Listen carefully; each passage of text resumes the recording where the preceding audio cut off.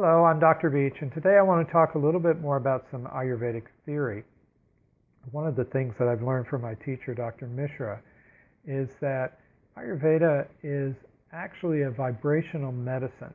And what I mean by that is the ancient doctors understood that that in nature we see the physical with our senses, the what the objects of perception, but that beneath that physical there's a vibrational component.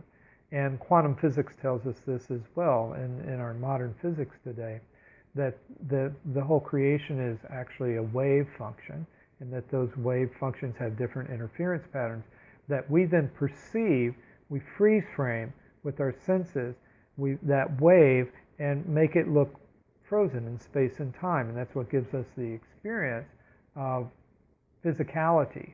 But a deeper experience is that everything is connected, and it's all on a vibrational level. And Ayurveda understands that connection not only on the physical, different components, and say if we're talking about nutrition, they understand proteins and carbohydrates and all of that, but also the vibrational components, the more underlying fields that tie things together. And the most basic of that vibrational component is called prana.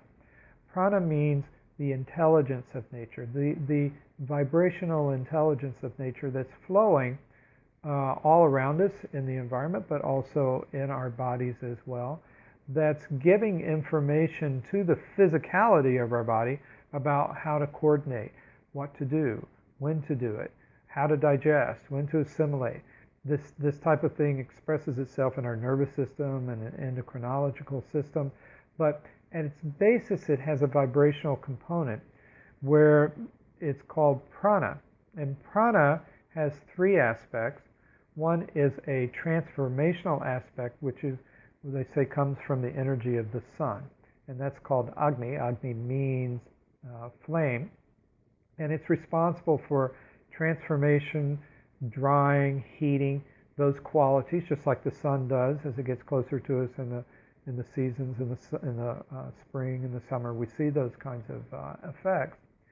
Then the opposite of Agni, of that transformational energy, is the lunar energy, that's moonlight. And that energy has the opposite value of, instead of transformational, it's stabilizing.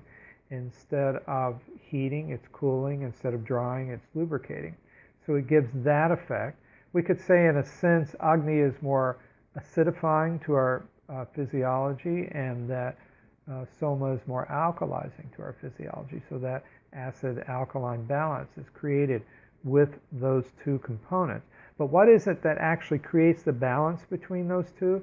That's the third part, and that's called, in Sanskrit, Marut. And Marut is the intelligence. It's the etheric space that's containing that energy in the environment and allowing it to flow and balance. I like to explain it to my patients that if you were cooking on a stove, the heating element of the stove would be the Agni. The actual water and rice or beans or whatever that you're cooking would be the Soma. The water would give that stability to the transformational energy of the heat.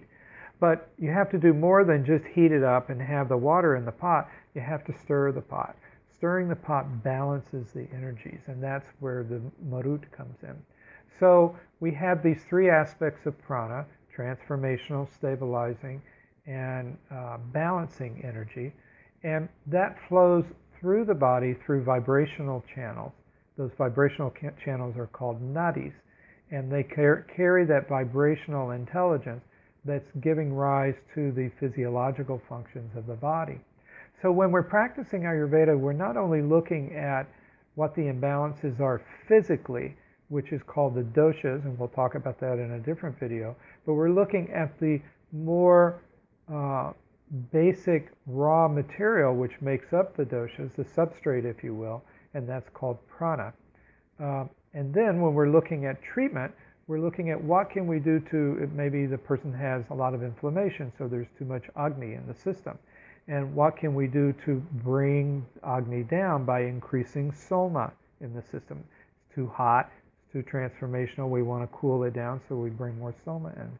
So these are the kinds of treatments that we do in Ayurveda and what the basis is. for doing them.